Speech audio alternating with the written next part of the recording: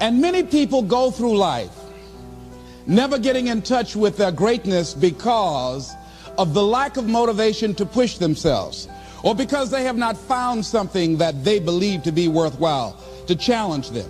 That many talented persons have gone unnoticed, and the world never had a chance to be exposed to their talent because that person did not take the time to begin to express or to demonstrate or to motivate themselves in the direction to bring that which they came into the universe to bring.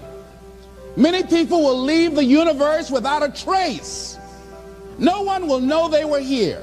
And in fact, under their name, we could put under there, not used up. Will anybody know that you came this way? What contribution are you giving? What will you leave? What will be different because you came this way? That life is our gift to us, that God has given us, and how we live our lives is our gift to God. What kind of gift are you formulating? Is this a gift that you like to take back and do something else before you turn it in? Think about that. What can we do? What are some of the keys that we can begin to use to motivate ourselves when our batteries run low? Because I don't care who you are, I don't care what you do, at some time you are going to get tired. At some time you're going to get in a rut. Seem like nothing you do works out right. And sometimes it just seems like you just don't have the wherewithal or the will to do anything. That sometimes you act like you're punch drunk. You're just wading through life, just doing time day in and day out, looking at non-discriminatory television, anything that's on, just looking. And depressed, feeling powerless, feeling useless, and bored. What do? How do you get yourself out of a rut? How do you, when you know you can do more than what you've been doing and you're not doing it and you're discontent with where you are, you get angry at yourself. How do you get out of that rut? How do you motivate yourself? One of the things that we must do is that we must be involved in working on achieving self-mastery. You must work on yourself continuously. Never be satisfied with yourself. Always know that as you invest the effort and time on you, that's the greatest ability that human beings have above animals. See, a dog can't be anything but a dog. Tree can't be anything but a tree. Human being, you've got unlimited potential. You can put effort on you, and by concentrating on you and developing you, you can transform your life wherever you are right now. So you want to work on yourself. You want to read books that inspire you and motivate you. You want to listen to tapes over and over and over again. And I suggest that you listen to tapes when you first get up in the morning. You want to control the spirit of your day.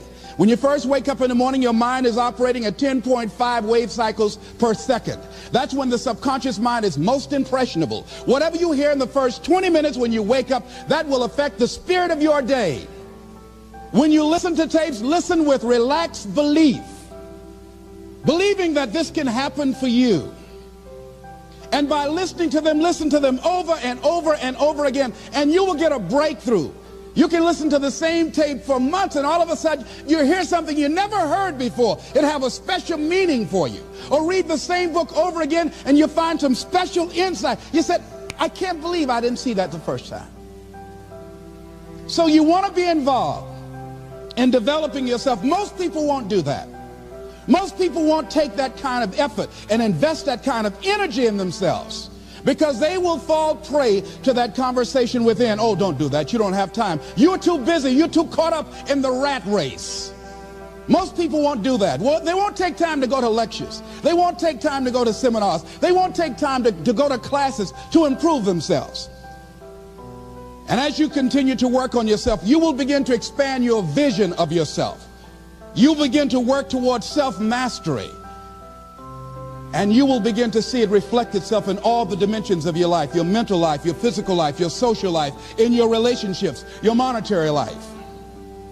So concentrate on developing yourself. Because if you don't, I guarantee you that you will make a settlement. And most people have. And most of us already have. What kind of settlement have you made with your life? Many of us are making in-life settlement. We're settling for less than what we actually deserve. We don't feel good about it, but we make it work in our minds. We'll come up with some kind of excuse to make it all right. What kind of settlement have you made with your life?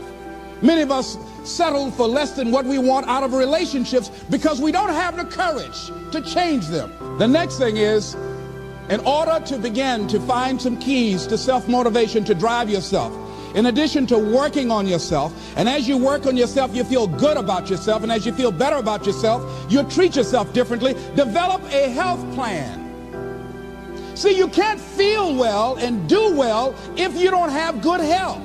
You can't perform if you don't have your health. Your health is valuable. Develop a health plan. A plan that you will follow, because this is the only vehicle that you have to carry you through this experience called life.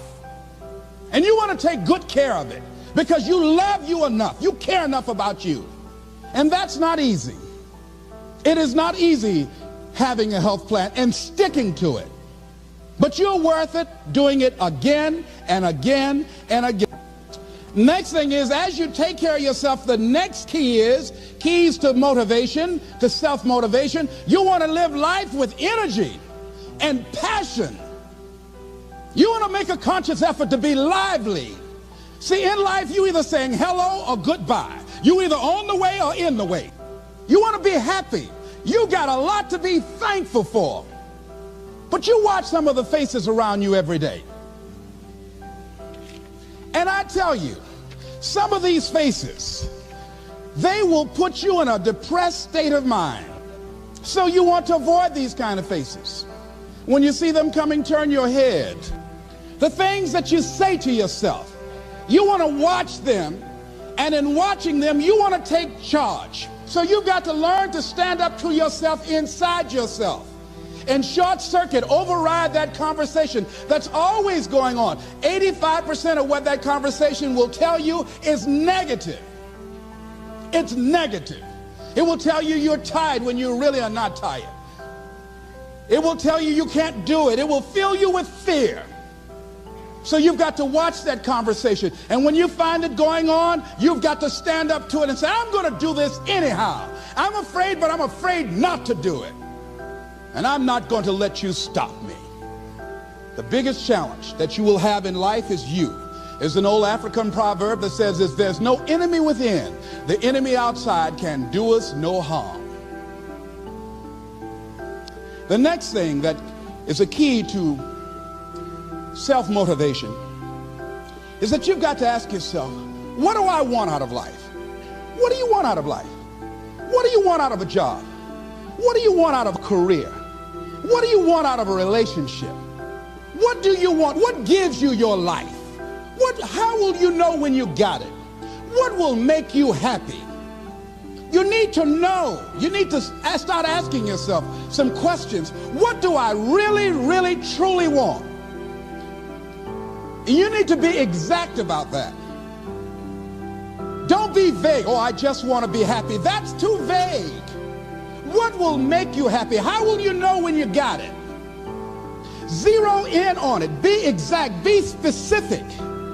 And as you do that, that will stimulate that superconscious mind, or the reticular activating system of your mind, that will begin to find those things, to identify with it.